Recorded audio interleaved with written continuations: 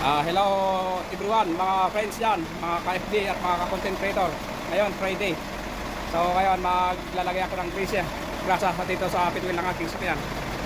Kasi matagal na naman na hindi nalagyan. Kasi manti ako naglalagay ng grasa dito sa tuturo ko. Yan sa may ito.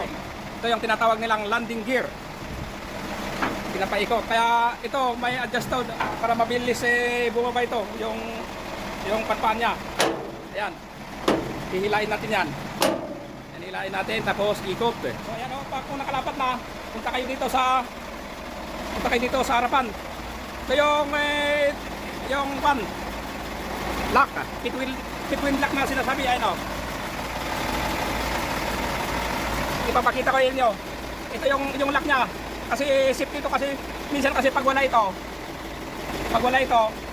may tendency na matatanggal itong hila-hila niya. Kasi mag-open yung between outer lock down sa may ilalim. Kaya ito bago natin ihilain ito iangat natin ito, yung safety niya. Hikanon natin sa may hila. O ayun na, nahila na. Ibig sabihin, libre na yan na mahila mamaya. Pakita ko ito. O ito ngayon, iangat natin konti bago natin iabante.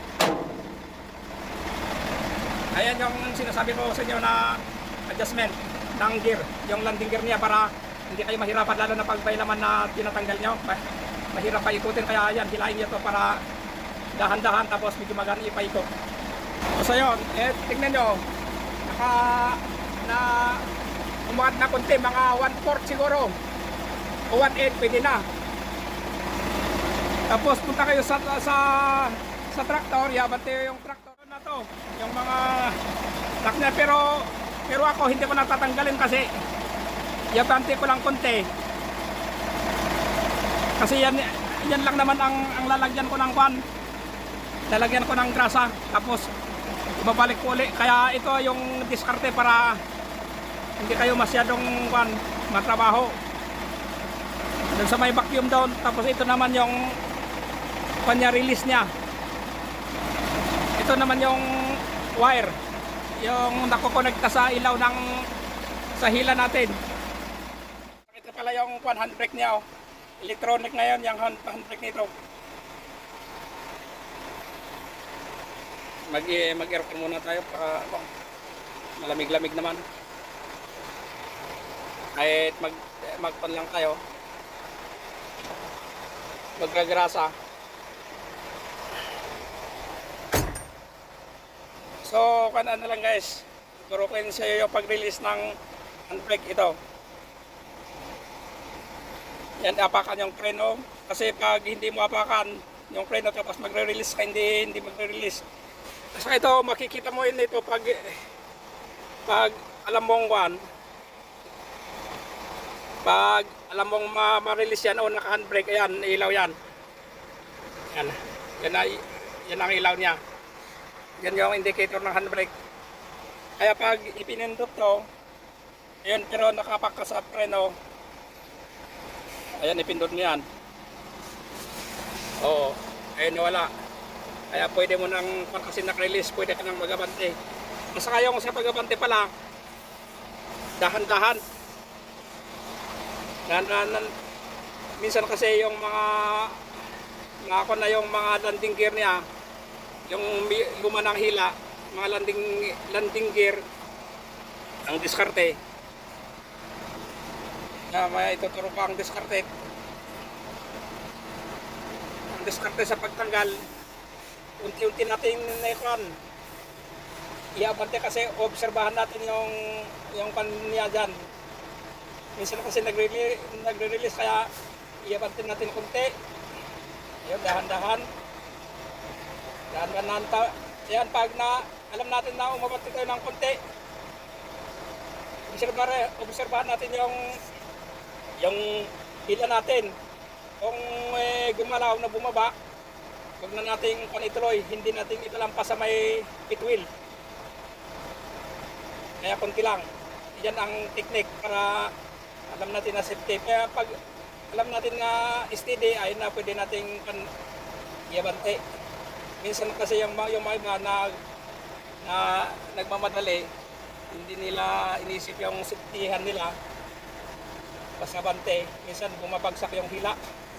O so ayan na lang. Hilain mo yan. Ayan, pag nakita mong umilaw, tapos umilaw uli doon, okay na.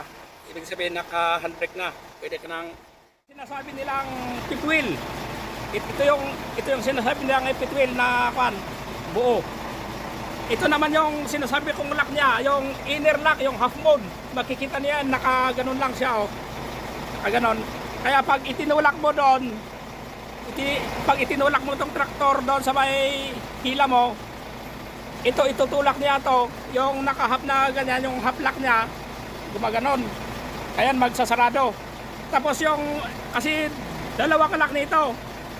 Yung half moon lock, asa yung flat bar lock.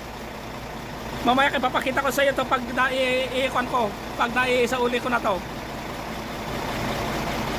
So yung natin.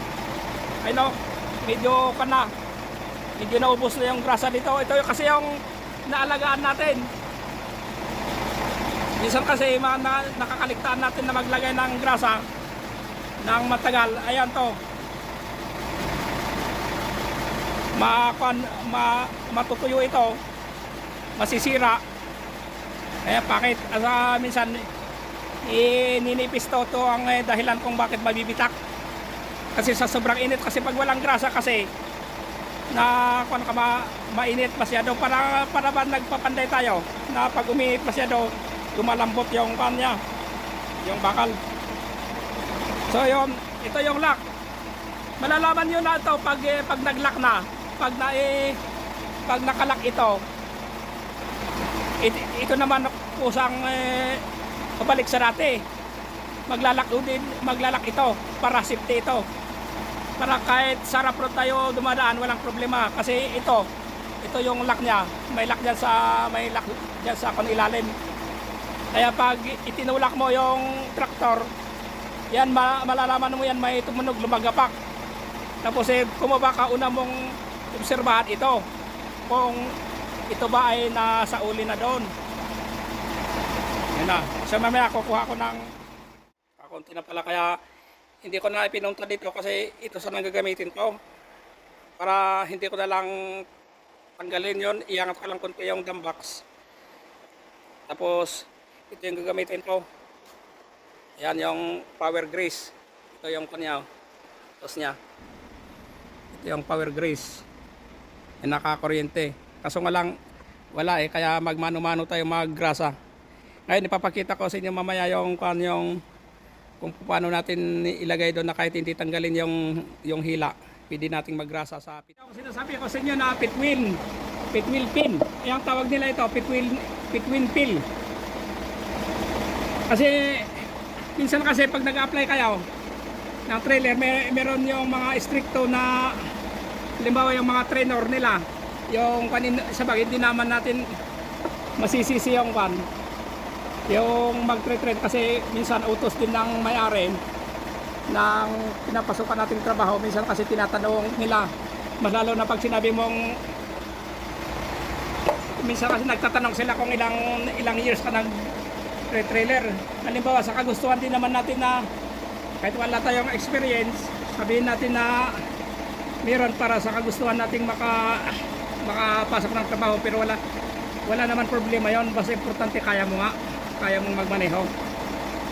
Halimbawa galing kang pahinante, tapos alam mo na nang magmaneho, tapos gusto mong magsarili, pwede mong gawin yon na experience. Kaya minsan kasi nagtatanong sila, yan, tinatanong yung mga parte ng mga trailer. Ito yung tinatawag nilang pit wheel pin. Yan, pit wheel pin. Tapos ito naman yung sinasabi nilang pit wheel. Ito naman yung pit wheel lock. Tapos yung tinuturo ko sa inyo kanina na gagalawin bago hilahin yung pit wheel lock, yung safety ng pit wheel lock. Yan, so atin yan, i-atras na lang natin kasi nakatapat na. Kasi nabanti ko lang naman eh. Ayun, nakatapat sa may pit wheel.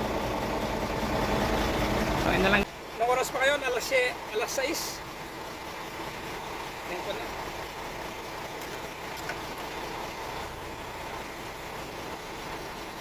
Yan, mamaya. Ayun na. Pag alam na natin na sumalpak, subukan natin iabante kunti. Ayan na, ibig sabihin, kung ayaw, ibig sabihin na sigurado yung lock. Ayan ang diskarte sa pagsasalpak ng hila-hila. Kung ano man yun, mapalubid. Malubid yan, flatbed, tampax. Ayan. Ganyan ang diskarte. Tapos baba tayo dito, obserbahan natin kung paglagay ng grasa, kung halimbawa hindi natin tanggalin yung hila natin. Ito yung fittings niya. Ito yung fittings niya. Pero the same pa rin procedure. Iangat mo rin ito konti. Iangat mo rin ito ng hila ng konti para kahit yung 1814 din para may lalabasan yung grasa na ilalagay mo para magkalat yung grasa dito sa loob. Yan ang diskarte. Iangat mo pa rin ito ng yung hila-hila mo para magkakat dito. Yan, para may space yung grasa na kung i-spray mo.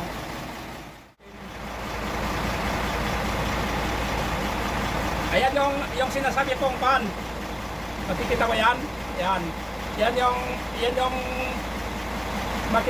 pan sinasabi kong flat bar lock, yung pinaka double lock niya. Kasi nag-lock sa loob yung sinasabi kong hapon kanina. Yan, pag itinulak mo ito, iikot yun, maglalak sa loob. Tapos pag nag-lock ulit sa loob, ito yung pinakalas na lock niya. Kaya para makasigurado kayo, pag naidugtong nyo na, silipin nyo yan kung nag-lock yan. Ayun na yung kung tinuturo ko. Pag nag-lock yan, sabi kong lock na kung babalik ulit sa dati. Makukusa yan pag nakalak na, makukusang panel lulupog. Yan. Pag nakita nyo lang, okay, maayos na lahat. Saka kayo na magbaba. Huwag nating kalimutan, kung natin ilagay dito. Yan yung hanger niya. Hindi matatanggal yan kasi nakapix na dito. Kaya kahit tatalon-talon, hindi basta matatanggal. So, ayun na lang guys, yung kunting alaman sa pagtanggal at pagkabit ng ating hila sa traktor. So, ayun na lang guys. Kung may natutunan kayo sa aking video, paki-support, paki-like, at paki-share na rin para yung mga katulad natin dati. Kasi ganyan din ako dati, ignorante din ako dati. Pero wala naman magaling. Kung nag-umpisa, kailangan talagang manggaling tayo sa umpisa bago tayo pangat. So ayun na lang guys. Maraming salamat at paki-share na rin kung nagustuhan niyo itong video ko na to. Salamat. God bless.